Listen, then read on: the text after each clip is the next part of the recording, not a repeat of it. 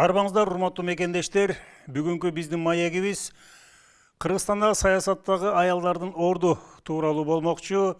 Аялдар ушул биздин кызматта, мамлекеттик кызматтарда эмнеге аз, алар эмнеге тартылышпайт саясатка. Бул тууралуу биринчи биздин Борончу байкебиздин боордо өзгөн ушу сахналаштырып койгон сатирасына көңүл бурсак. Бирдеки болуп калса эле ушул аялдын этеги жаман жерден жыртылганбы билбейм. Ишылып күйөөсү ичип кетсе деле аялы күнөөлүү. Ушул быжы деп жүрүп ичирди да деп. Аны тим эле басып алып ичирип аткансып. Күйөөсү өлүп калса да аялынан көрөт. Ушуну тип жүрүп өлтүрмөк деп. Аял өлүп калса önde өзүнөн көрөт. Өлмөк, баягы деле өлмөк дептим эле. Ушуга түткөн кайран абышкасы дептим эле. Бүт эле аялдар бала жакшы чыгып калса дагы атасын тарткан. Жаман чыгып калса апасын тартатмыш. Силер кыйынсыңар. Бул маселе боюнча бүгүн бизде конокто Бишкек шаарындагы ара атарлык жана лидерлик чеберчилик боюнча тренер, аял затына, саясатчыларга жалпысынан сабак берип келген Турсунова Элмира айым келген эле. Эмне үчүн ушул Кыргызстандын саясатында аялдар көп тартылышпайт да? Бизде мисалы үчүн кадрлык жагынан карасак, өкмөттө эки эле аял киши иштейт экен да. Ал эми министрликте 91% эркектерде, 9% эле аял. Министрликтердин орун басарлык орундарда болсо 3 эле аял киши экен да. Эмнеге мындай көрүнүш? Негизи эле жалпысынан биздин тарыхты алып караганда, саясатта биздин айымдар өтө аз болуп келген экен. Союз учурунда алып карасак, ошол эле министрликте аялдардын саны аз. Андан кийин дагы эгемендикти алганы мына 30 жыл болуп калды. Ал учурдан карасак дагы ошол канча бир 2-3 ашып кетсе, бир 5 гана айым кандайдыр бир мамлекеттик кызматта, министрлик орундарда. Булардын баардыгы жалпысынан алып караганда аял кишинин орду үйдө, үйдүн очогу, коломтосунда, үйдө деген түшүнүктөн болсо керек. А бирок дүйнөлүк практиканы алып караганда улан ошол эле алып карасак, Европа, Американы алсак дагы, ал жактардагы айымдардын саны өтө эле аз.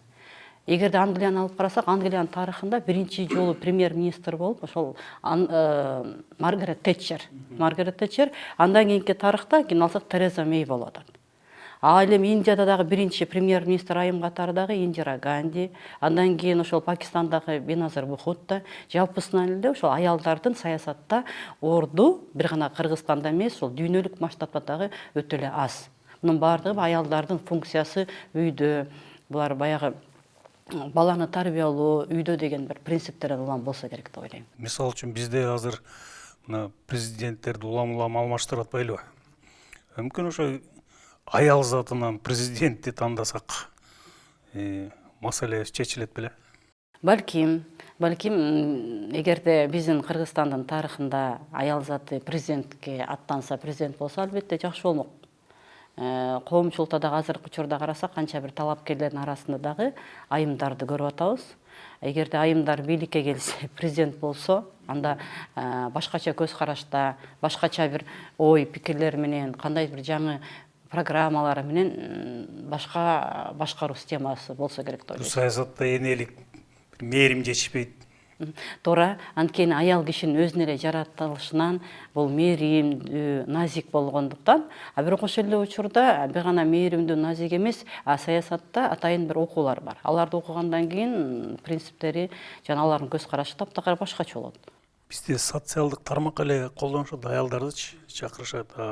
Айыл чарба бар, мисалы үчүн коргоо тармагы бар. Ошол жагына ылайыктуу негизи аялдар?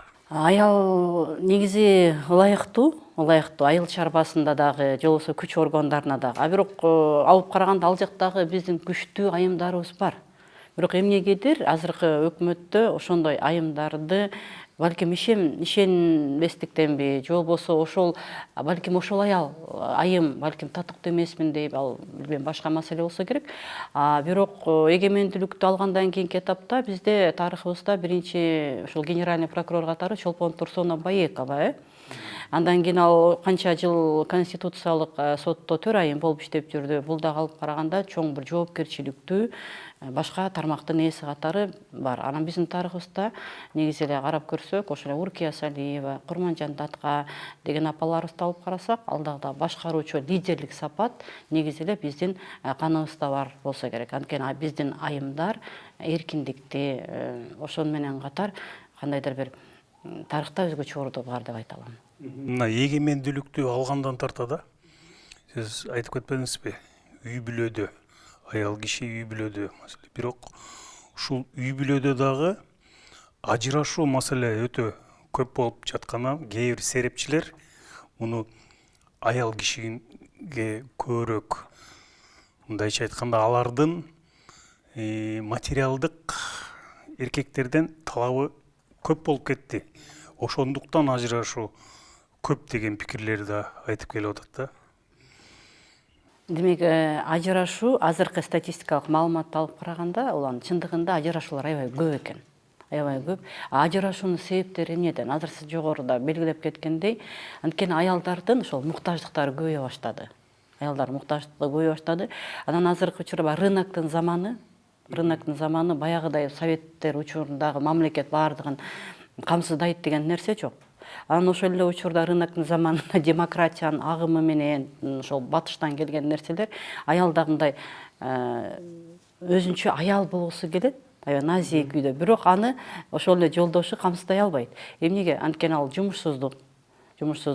Ошону менен катар дагы ошол эле баалардын өсүп кеткендиги, аны алып караганда улам баягы теңсиздик деген нерсе болуп атат. Илгери бай Союз учурунда баардыгы эле бир эле фабриканын эле көйнөктөрүн кийишчү. Андай атаандаштык болгон эмес, баарында бир эле көйнөк, бир гана пальто, ошол эле бир фирманыкы. Анан азыркы учурда алып караганда жаңы брендтер келип атат сырт жактан. Анан атаандашуу пайда болот. Эмне себептен? Тиги эле айымда бул нерсе бар, менде жок деп. Анан ошол эле учурда жолдошу камсыздай албаса, анан аялдар да айласыдан ошол өзү иштеп акча табууга, анан баягы азыркы учурда финансылык көз карандысы дегенде болуп атпайбы? Мен өзүм көз каранды болбошум керек деген тренинг, семинарларда көп болуп, аялдар дагы кандайдыр эркектерге караганда көбүнчө мындай күчтүү дагы болуп, анан миграциянын көпчүлүгүндө алып карасак, айымдар. Мисалы жакында Тышкы иштер министрлигинин статистика жүргүзгөндө Неаполь шаарында 5000ден ашык кыргыздар жашайт экен. Алардын 5000ден ашык кыргыздардын көпчүлүгү айымдар экен. Эркектер өтө аз. Демек 5000 айым азыр Италияда Неаполь шаарында жүрөт. Миграцияны алып карасак. Бир эле шаарда. Бир эле шаарда ошо Неаполь шаарында 5000 кыргыз айымдар. Эркектер мында жокко эсе. Бизде эми бул көрүнүш качан, бул көйгөй качан башталды? Ушул эгемендүүлүктү алганда 90-жылдары криминалда өтө катуу күч алганда базарга чында биринчи эркектер чыккан. Бая башка кыла турган иш жок, соода саттык менен алектенип, бирок аларды коркутуу, үркүтүү, мындайча криминал жактан тирешүүлөр көп болуп, анан аялдар чыга баштады да. Мындайча айтканда, күйөөсү казанчы, аял базарчы болуп, аялдар көбүн эсе ошол сырттагы базарды, сыртта тамак аш табуу жүгүн көтөрө башташты. Анан миграция башталды. Ошентип отуруп, мындайча айтканда, матриархат. Аял окот тапкандан кийин ал өзүнүн сөзү жогору болуп, ушудан да улам маселе жаралды окшойт да. Сиз мына тренер катары кайра саясатка өтсөк, ушул саясатка тартылам деген, саясатта өзүм көрсөтөм деген айымдар көп эле сизге келип сабак алгандардан. Ооба, аябай көп. Себеп дегенде ошол саясатка барсам, анан кандайдыр мамлекеттик кызмат аркаласам деген айымдар аябай эле көп бизде. Алар келип сабак алышат. Анан ал жакта алып караганда саясатта азыркы учурда көпчүлүк айымдарды алып карасак, саясатка эгер айымдарды аралаштырсак, бул жеке менин оюм, жеке оюм, башкача болот беле деген ой. бир гана эле жогоруда белгилеп кеткендей, аз эле министрликте алып караганда бир 2-3 эл айым болуп атат. Эгерде саясатта бизде айымдар келсе, кандайдыр башкача бир өзгөрүү болобу деген ой болот. Анткени ошо дүйнөлүк масштабта алып караганда дагы аялдар ошо саясатта болсо кандайдыр өзгөрүүлөр, анан алар аял киши өзүнүн баягы жаратылышынан бул эне, мээримдүүлүк, анан назиктүүлүк, анан болгон көйгөйдү аял көбүрөөк түшүнөбү деген ой. Ошондуктан анан азыркы учурда дагы көбүнчө мен саясатка барам, өзүмдүн бир көз караштарым менен деген айымдар көп окуп атышат. Бизде могу эл аралык уюмдар ушул гендердик маселени, тең укуктуулук деп ушул маселелерди көтөрүп атпайбы, бирок бизде коомчулукта ага терс пикирлер да көп да. Анткени кыргыздын өзүнүн баягы ооздон оозго айтылган өзүнүн мыйзамы бар элдик, ошол мыйзамга дал келбейт депчи.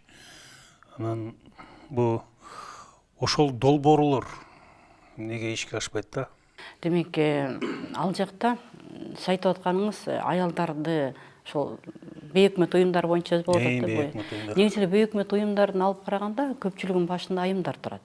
Анан бизде кандайдыр бир элдердин биринде пикири жаралып калган. Демек, бейөкмөт уюмдары десе эле бул батышчыл, же болбосо кандайдыр башка бир принциптерди кармалат дегендер. Жок, андан алыс болушубуз керек.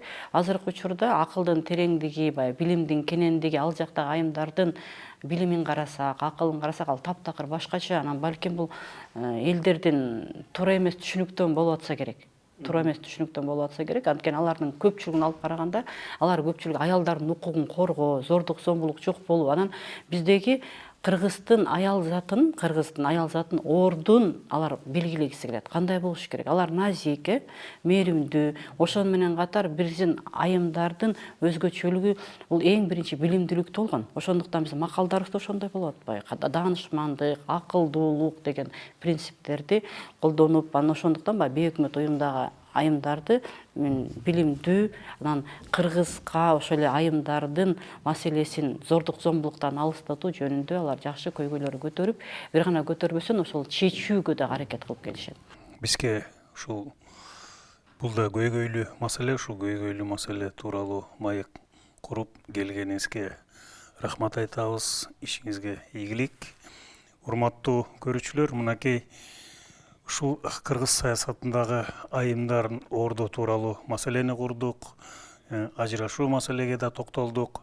Ушул жана буга чейинки берүүлөр боюнча өзүңүздөрдүн пикириңиздер болсо бизге YouTube каналына, Instagram баракчаларга жазып калтырыңыздар. Бар болуңуздар. Эмки жолугушканга чейин.